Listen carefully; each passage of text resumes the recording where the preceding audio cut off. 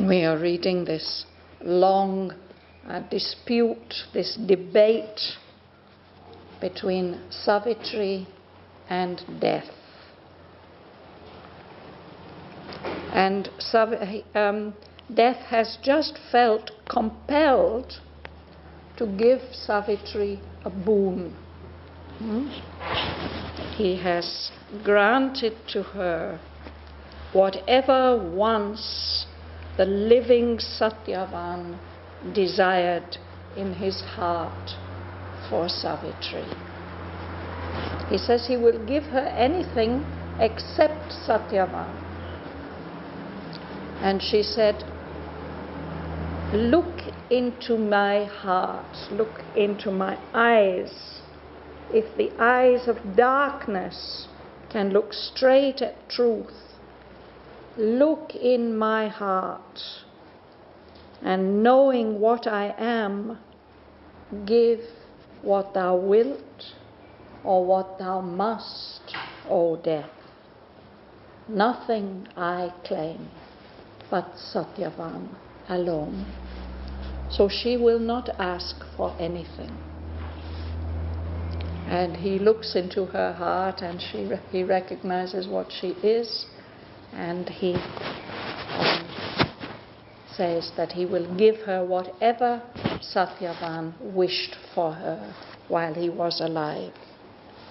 And then he describes what it was. Happy, happy days, unwounded dawns, beautiful, intelligent, courageous daughters, handsome sons,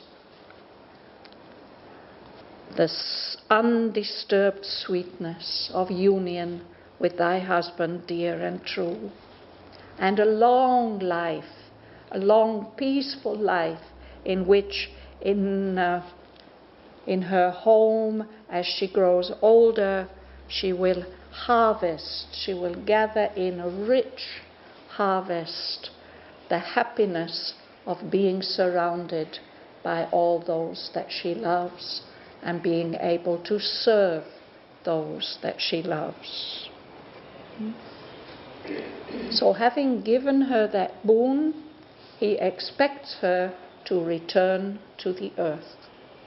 Return, O child, to thy forsaken earth. And what did Savitri reply? If I return without Shraddhavan, how can your boon come true? If you are going to keep my husband, how are all these things going to come true? And then Death is angry. He sent forth once more his angry cry. What do you know of the life of earth if you think because one man is dead you can't have any happiness and fulfillment? And you should understand what love is like.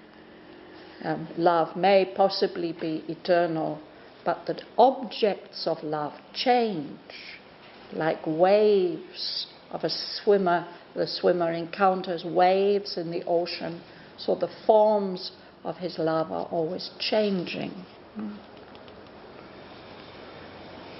So now Savitri is going to reply to him.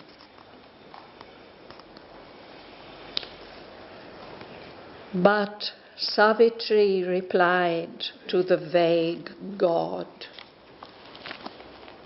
"Give me back Shraddhavan, my only lord. Thy thoughts are vacant to my soul that feels the deep, eternal truth in transient things." Death answered her, "Return and try thy soul.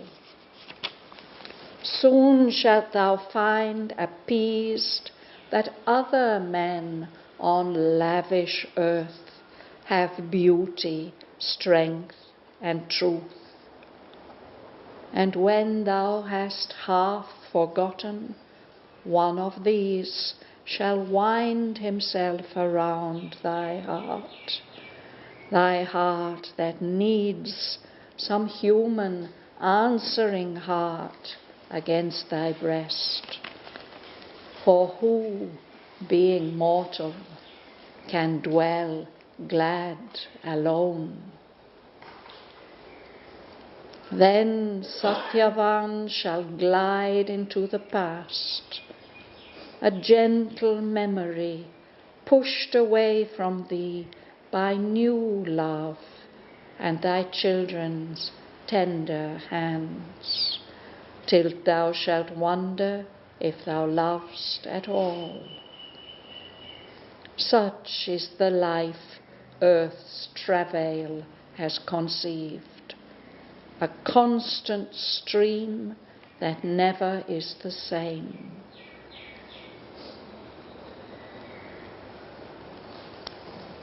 But Savitri replied to mighty death,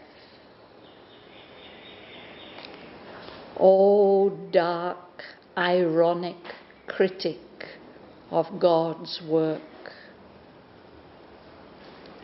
thou mockst the mind and body's faltering search for what the heart holds in a prophet hour, and the immortal spirit shall make its own. Mine is a heart that worshipped, though forsaken, the image of the God its love adored. I have burned in flame to travel in his steps. Are we not they who bore vast solitude, seated upon the hills, alone with God?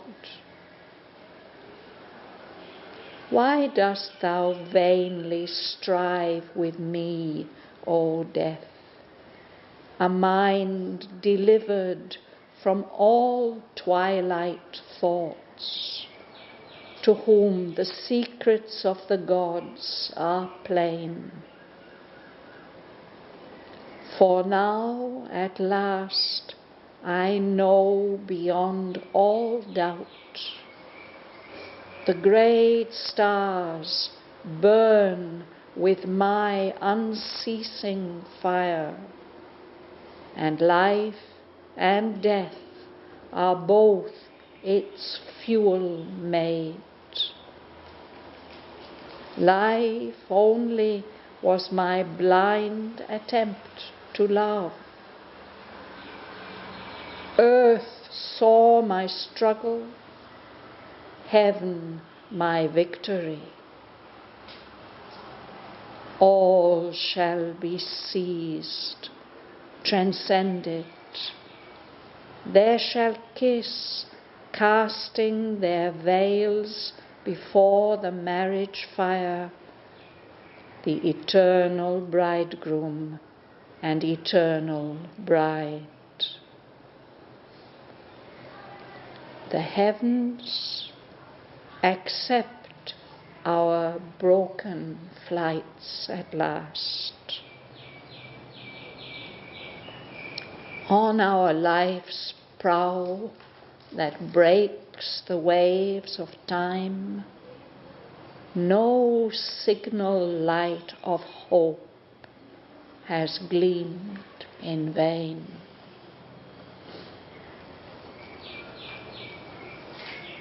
She spoke.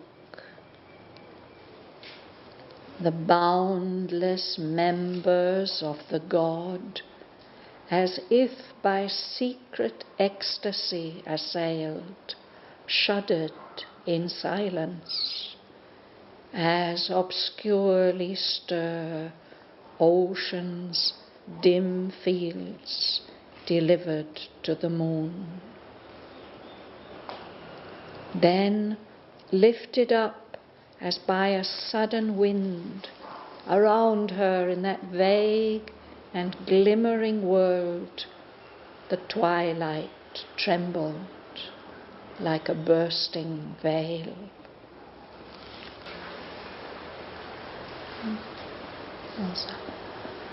But Savitri replied to the raging god, "Give me back Shraddhavan, my only lord. Thoughts are recurrent to my soul that feels the deep eternal truth in transient things." Yes. Savitri replied to the vague God. There's something shadowy and unclear about him, no? So she says, the only thing that I am asking is you have to give back Shraddhavan. I have to be able to take him back to earth with me. Because he is my only Lord. And your thoughts, all the things that you are telling me and trying to convince me of, they are just empty to my soul, which feels the deep, eternal truth in transient things. The great eternal truth is not only something distant and high and beyond our reach. It is here and it is in all these passing appearances. And with the soul we can feel that truth even in transient things, things that are born and pass in time. Behind them there's an eternal truth.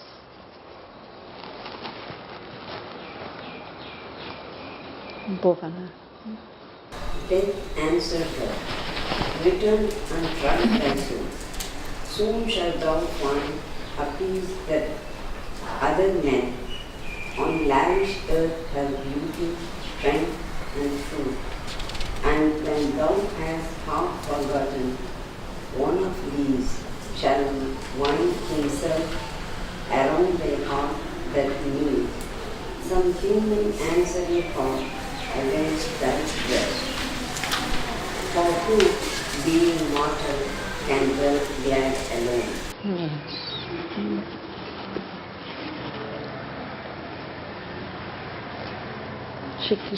She calls him ironic, but he's also quite cynical. No? He says, you just go back and try how it is. See. Soon you will find that there are other men like Shraddhavan who have. The earth is so generous, lavish. She gives lavishly. There's not just one wonderful man. There are other men who have beauty and strength and truth. And after some time, when you've half forgotten Shraddhavan, one of these other men will wind himself around your heart, because the human heart needs love, needs an answering heart close to the breast, because human beings are mortal, they know that they must die, and they can't live happily alone. Everybody is looking for a partner, for love, for companionship.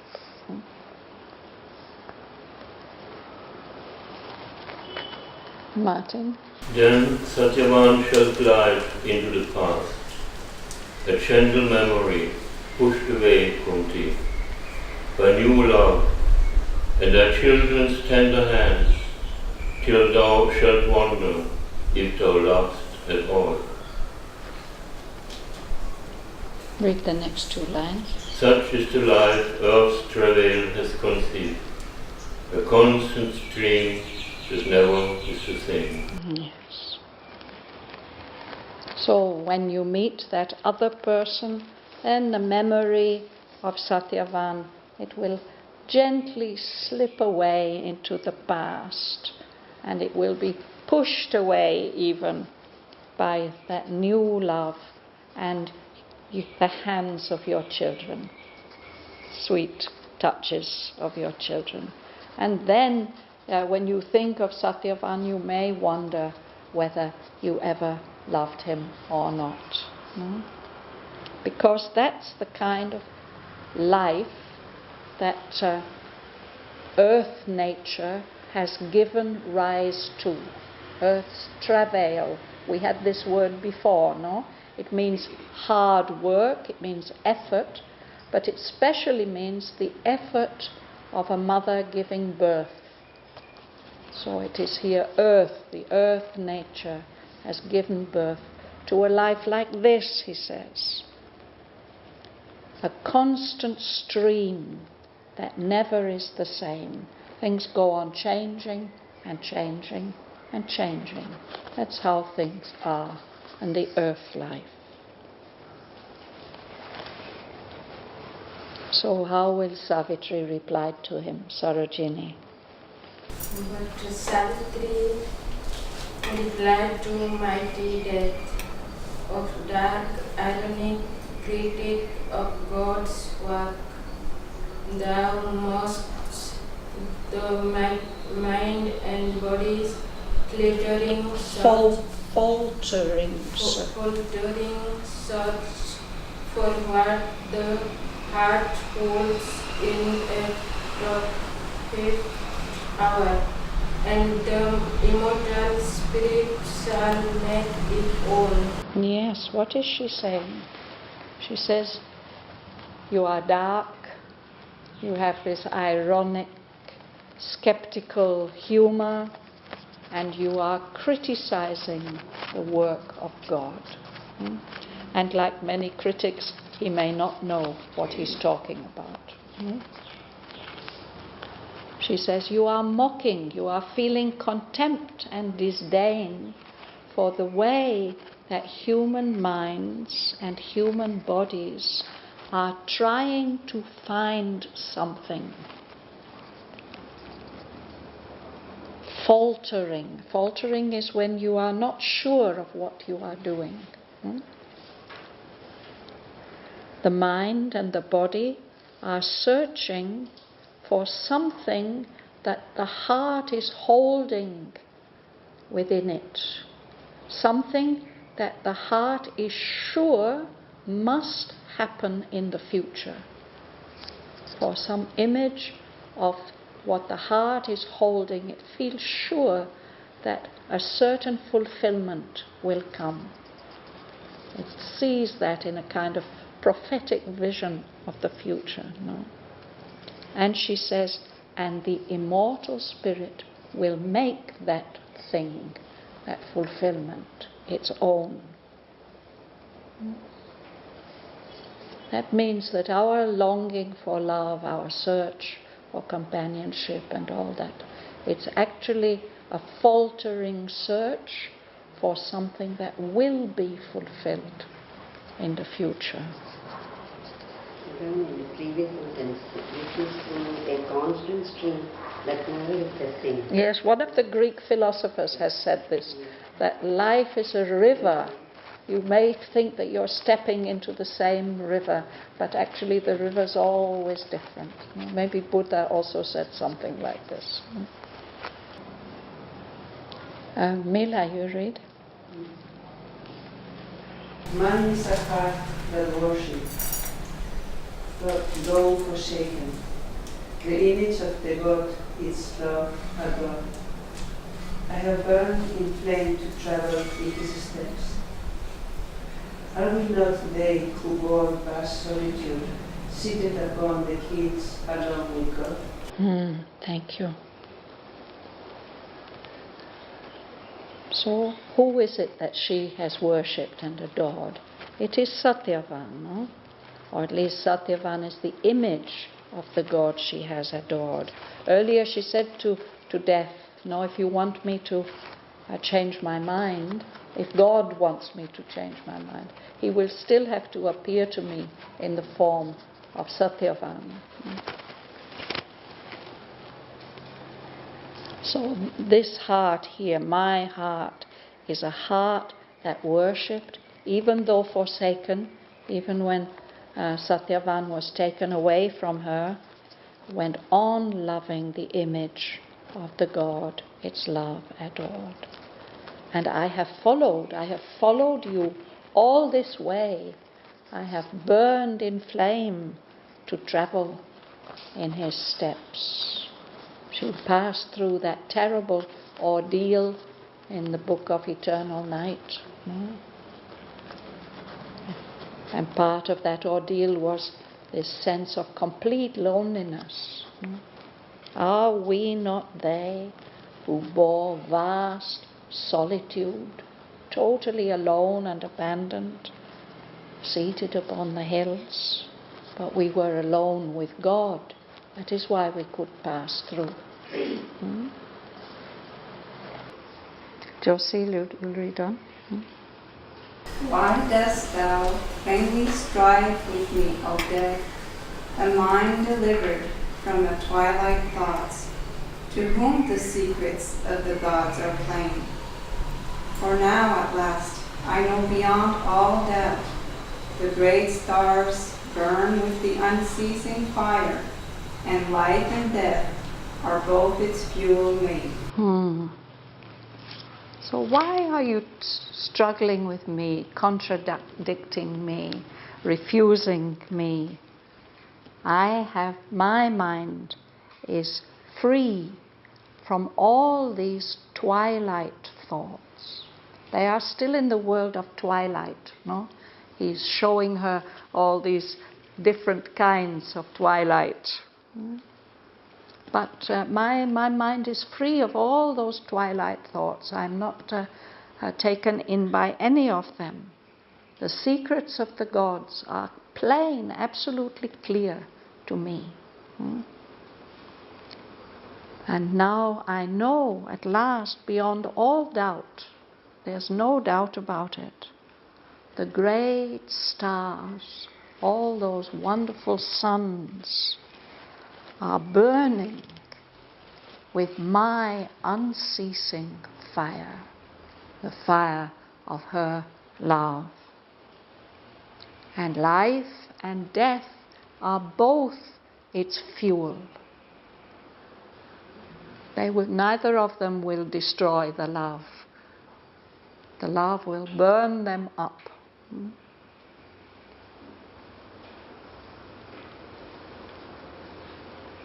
Ganga Lakshmi, you can read. Life for me was my blind attempt to love. Hurt so my struggle, even my victory.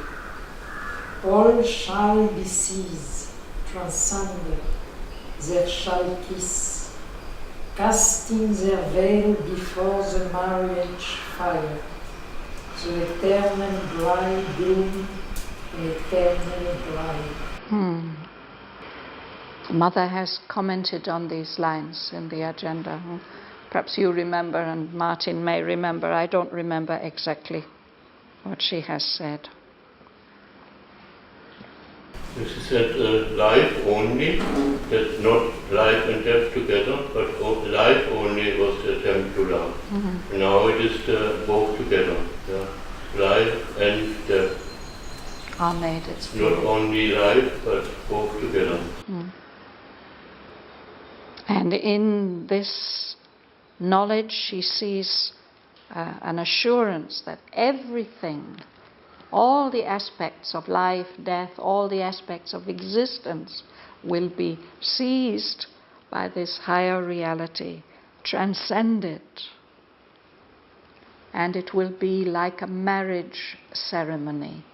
In the Hindu marriage ceremony, the fire is the witness.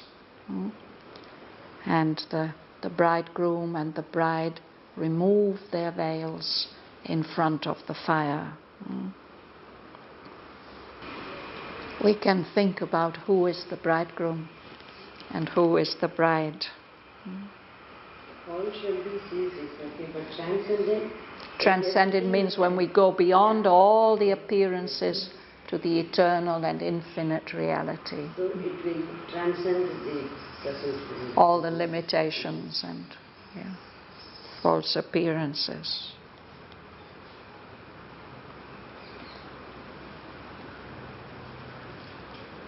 Uday will read the next 3 lines. These are 3 of my favorite lines in the whole poem. You read them beautifully. The heavens accept our broken flights at last, on our life throne that breaks the waves of time. No single light of hope has gleamed in vain.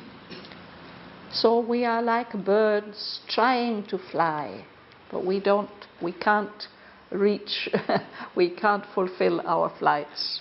Just like our search is a faltering search. Our flights are broken. They don't succeed. But nevertheless, the aspiration and the wish that made us want to fly, the higher levels of consciousness accept it. Our life is like a ship that's on a journey. It's on a journey. The prow is the front part of the ship, and it's passing through the waves of time. Our lives move through time. And on the prow of the ship, there's a signal light. In several of Huta's paintings, Mother has made her paint the prow of the ship with the golden light. That's what's leading us forward. So on our life's prow that breaks the waves of time, no signal light of hope has gleamed in vain. Even if it's only a tiny little hope, it won't have gleamed in vain. It will be fulfilled.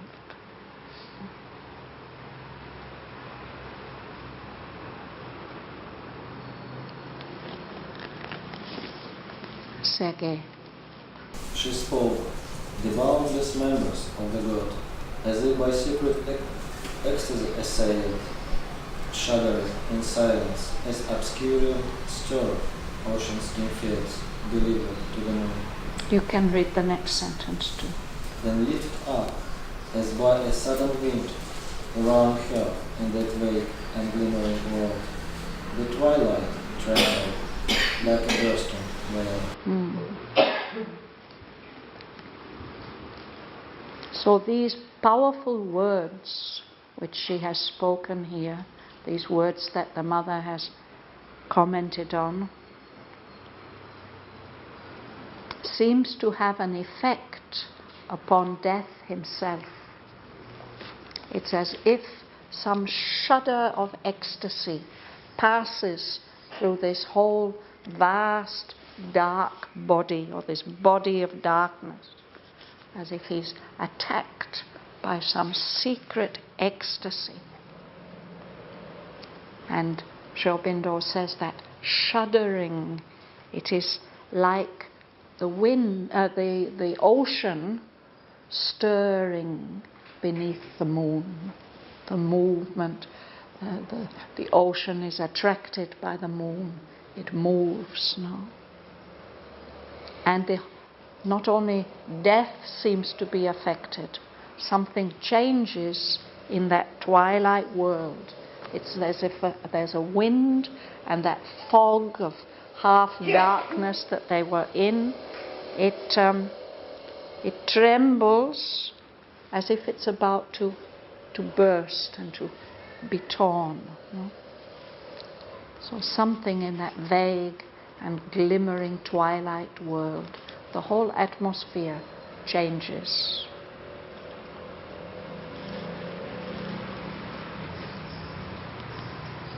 Mihong. Thus, with armed speech, the great opponents strove. Around those spirits in the glittering mist, a deepening half-light fled with pearly wings, as if to reach some far ideal morn. Yes, we are in the morning twilight. You remember? The dream twilight of the ideal. So they are having this dispute with armed speech. They express themselves. They try to prevail. And now with these powerful words of Savitri, there's this change.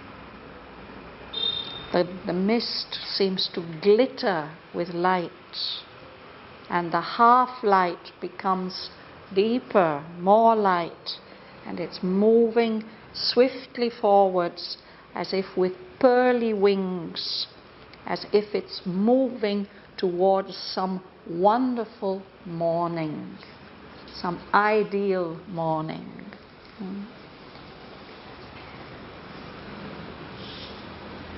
As if there will be some great fulfillment. Joel. Outline her thoughts flew through the gleaming haze, mingling bright pinioned with its lights and veils, and all her words like dazzling jewels were caught into the glow of a mysterious world, or tricked in the rainbow shifting of its hues, like echoes swung fainting into far sound. A wonderful, subtle picture of the atmosphere of that twilight of the ideal. It's as if her thoughts take form and they fly like birds through that gleaming haze, that golden mist. Pinions are wings. So they are wings, they have bright wings, and they are those thoughts of Savitri are mingling, moving around in the lights and veils of that world.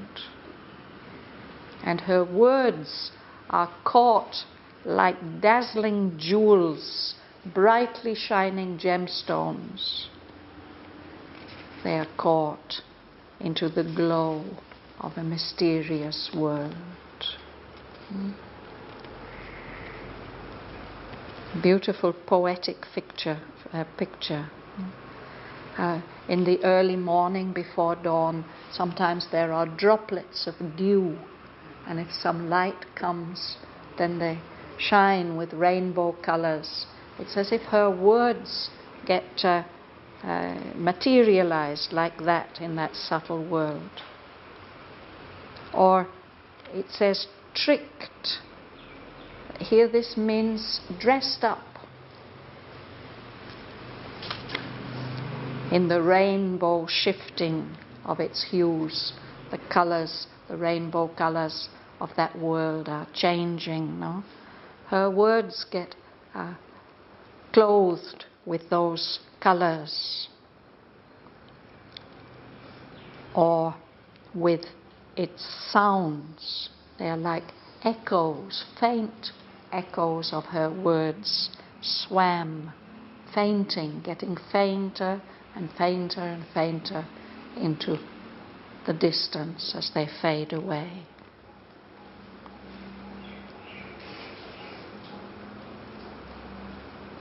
Will you read? Yes. All utterance, all mood must there become an unenduring tissue sewn by mind to make a gossamer robe of beautiful change. Yes. So everything that is uttered in that world, everything that's spoken there, or even everything that is felt, all mood. Your mood may change from this to that. There, in that twilight ideal world, there it must become something that does not last, an unenduring tissue sewn by mind, as if it is a fabric that the mind weaves and creates to make a gossamer robe of beautiful change. Does anybody know this word, gossamer? The spider's webs, yes. Spiders' webs, the silk of spiders, and especially the young spiders, when they hatch out of their eggs, they spin a long thread of silk and they sail away on that. They fly away on that. And of course it looks very, very, very fine. It reflects the light. It's something incredibly fine. But actually it's very strong. And I think I told you that in an old cathedral in England, I saw a painting that had been made on cloth woven from gossamer, from spiders' webs, a painting of the Virgin Mary. So it has a beautiful name in French. What is the name of gossamer in French? Fil de Vierge. Or fil de la Vierge. Fil de la Vierge. Yeah, yes? No? I'm right? Yes.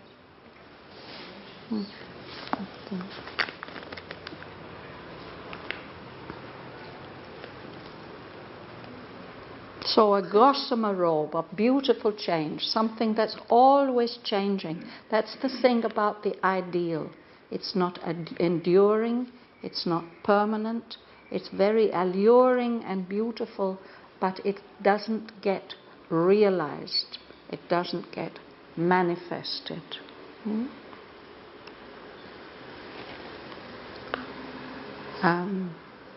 Boom. Intent upon her silence will she walk. On the dim grass of vague unreal flame, a floating vague of vision in her front, a trailing rope of flint behind her feet. Yes. So she's focusing on her silent will, her will that Satyavan should be returned to earth and life. She is walking through this twilight world on the dim grass of vague, unreal plains. And there's as if a floating robe, a veil of visions going in front of her, and a trailing robe of dreams following behind her as she moves through that world. Dawn.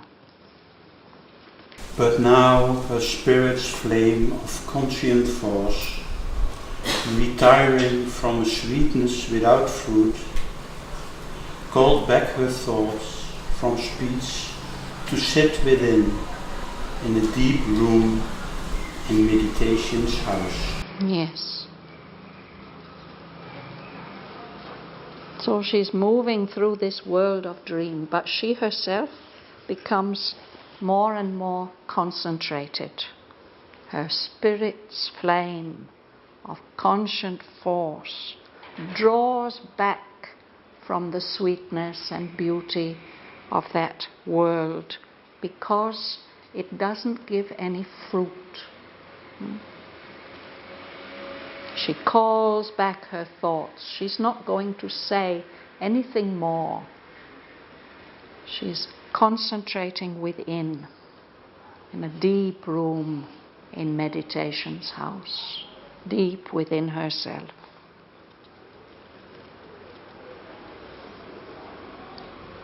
Praveen, would you read?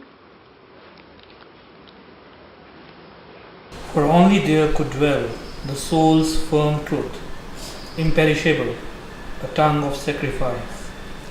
It flamed unquenched upon the central hearth, where burns for the high house lord and his maid, the homestead's sentinel and witness fire, from which the altars of the gods are lit. Yes. So it's only deep within, in meditation's house, that only there could dwell firm, the soul's firm truth, the imperishable truth.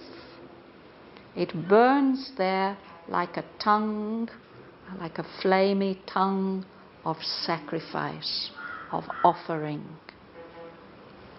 It flamed unquenched. It can't be put out.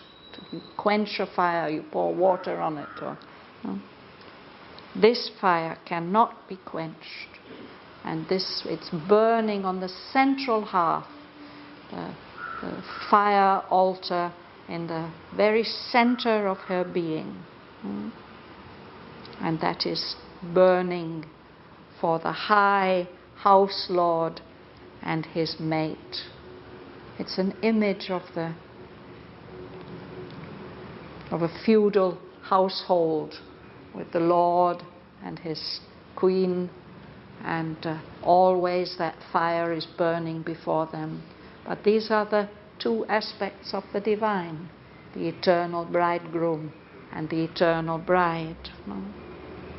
So the altars of the gods are lit from that flame, that fire of the homestead, of the central home. This fire is the sentinel, the guard, the guardian, and the witness.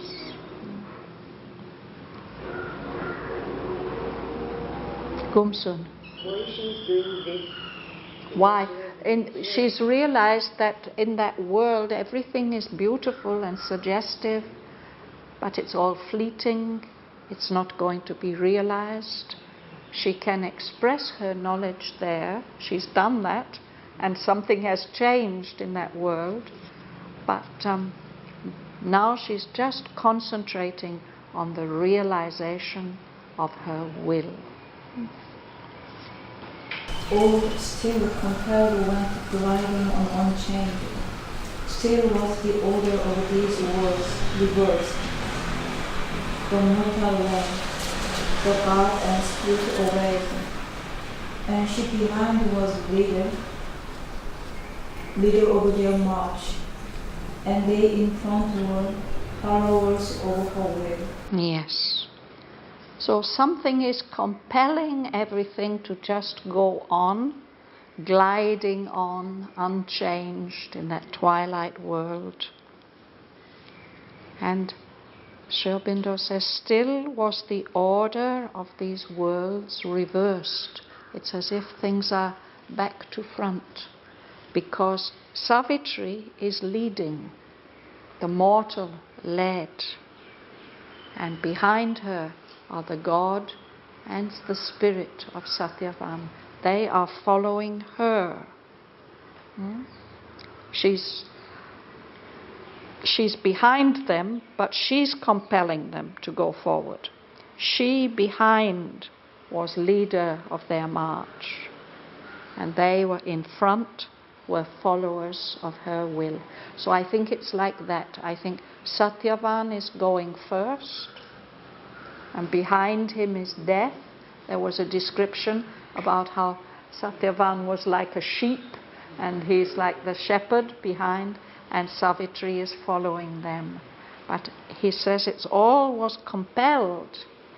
So she's the one who started moving forward, and her movement is leading their march. They in front were followers of her will. She wants to move on out of this twilight world into some fulfillment. Chandra. One more day, journeyed through the sleeping place, faithfully companioned by the primary place. But Foster now all quick as if perturbed perturbed. Perturbed. Perturbed. The E is silent. We have to say it as if there's no E between the B and the D. As if perturbed. Perturbed. Yes. Okay. Escaping from the pleasures of her soul. Yes. So they are journeying onwards through the drifting ways, those glimmering mists. They are vaguely companioning them, accompanying them. But Sri Aurobindo says now things are moving faster, as if in some way the atmosphere of that world is troubled, as if it wants to escape. It's such a misty twilight world, as if it wants to escape from the clearness of Savitri's soul. And then there's a beautiful description of her soul. You will read, please, dear. Will you read? Yes. A heaven bird upon 12 wings of wind, above like a colored and embodied embossment fire, by spirit carrying in a tree hued head, and through the enchanted dimness moved her soul. Yes. So this is the image of her soul as it's moving, like a heaven bird with jeweled wings of wind, as if it's being carried by spirits, carrying this lovely bird with its wings of wind, carried by spirits in a cave that's like a pearl. She's being carried as if those spirits are carrying her soul like a fire, and they are carrying it very close to them so that the fire shouldn't be attacked in any way. A heaven bird upon jeweled wings of wind, borne means carried, like a colored and embosomed fire, by spirits carried in a pearl-hued cave, on through the enchanted dimness moved her soul. So someday, when a great artist takes up this poem to turn it into film, they will be able to make a beautiful picture of Savitri's soul being carried by the spirits, like this jeweled bird of fire.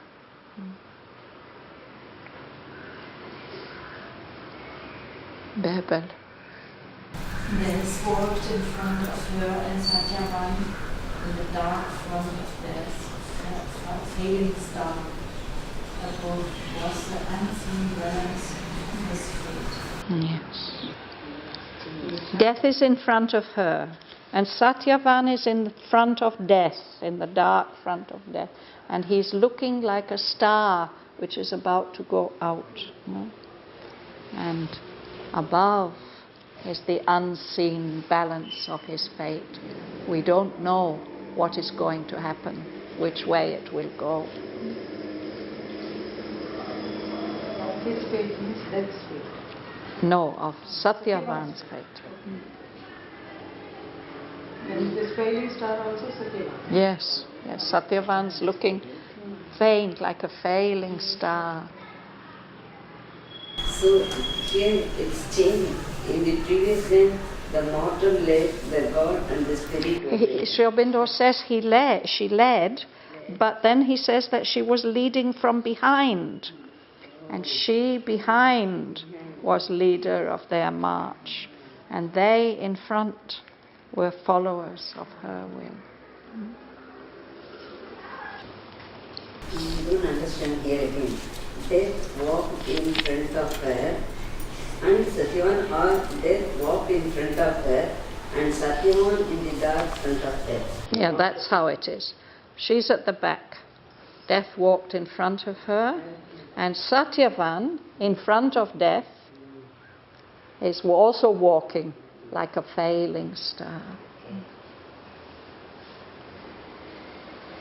Yeah, we can't be lazy when we are reading Aurobindo. No? We have to carefully. But Satyavan is in the subtle physical. Yes, they are all in the subtle physical. Yeah. Savitri has left her body, no? Her body is lying there on the forest floor. They are all in the subtle physical. Shall we read a little bit?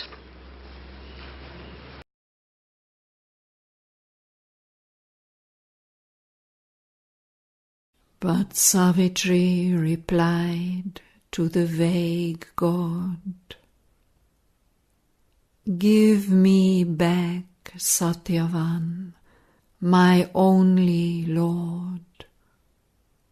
Thy thoughts are vacant to my soul that feels the deep eternal truth in transient things." Death answered her, "Return and try thy soul. Soon shalt thou find appeased that other men on lavish earth have beauty, strength, and truth. And when thou hast half forgotten, one of these shall wind himself around thy heart that needs some human answering heart against thy breast. For who, being mortal, can dwell glad alone? Then Satyavan shall glide into the past, a gentle memory pushed away from thee by new love and thy children's tender hands, till thou shalt wonder if thou lovest at all. Such is the life earth's travail has conceived, a constant stream that never is the same.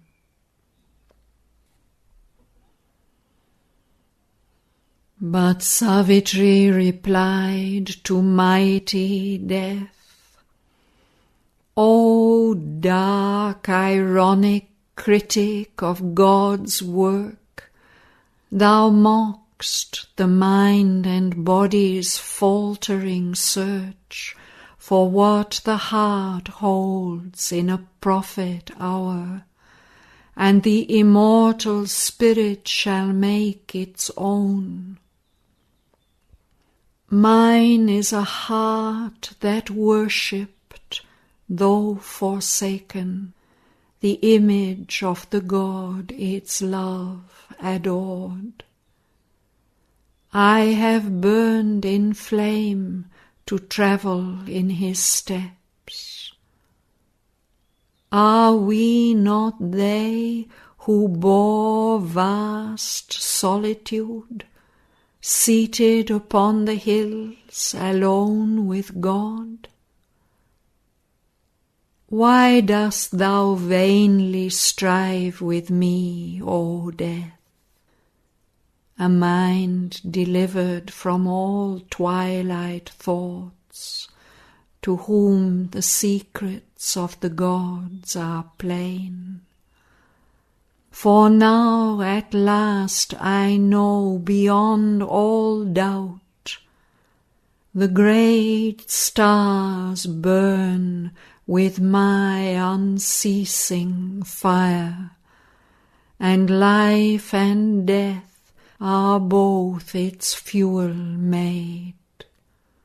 Life only was my blind attempt to love. Earth saw my struggle, heaven my victory. All shall be seized, transcended.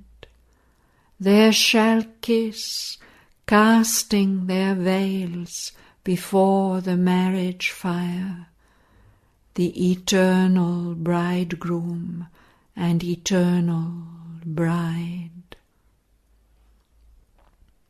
The heavens accept our broken flights at last. On our life's prow that breaks the waves of time, no signal light of hope has gleamed in vain.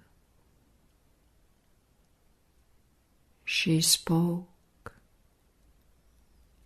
The boundless members of the god, as if by secret ecstasy assailed, shuddered in silence, as obscurely stir ocean's dim fields delivered to the moon.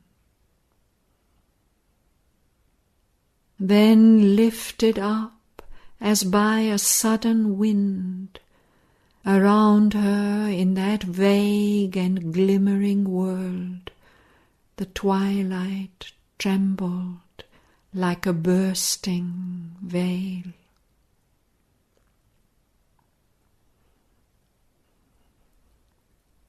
Thus with armed speech the great opponents strove. Around those spirits in the glittering mist, a deepening half-light flared with pearly wings, as if to reach some far ideal morn. Outlined, her thoughts flew through the gleaming haze, mingling bright pinioned with its lights and veils, and all her words like dazzling jewels were caught into the glow of a mysterious world, or tricked in the rainbow shifting of its hues, like echoes swam fainting into far sound.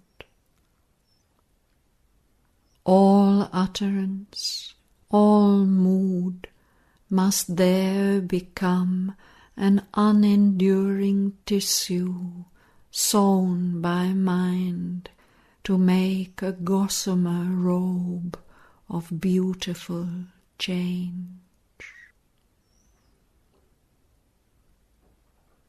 Intent upon her silent will she walked on the dim grass of vague, unreal plains, a floating veil of visions in her front, a trailing robe of dreams behind her feet. But now her spirit's flame of conscient force, retiring from a sweetness without fruit, called back her thoughts from speech to sit within in a deep room in meditation's house. For only there could dwell the soul's firm truth, imperishable, a tongue of sacrifice, it flamed unquenched upon the central hearth, where burns for the high house lord and his mate the homestead's sentinel and witness fire from which the altars of the gods are lit.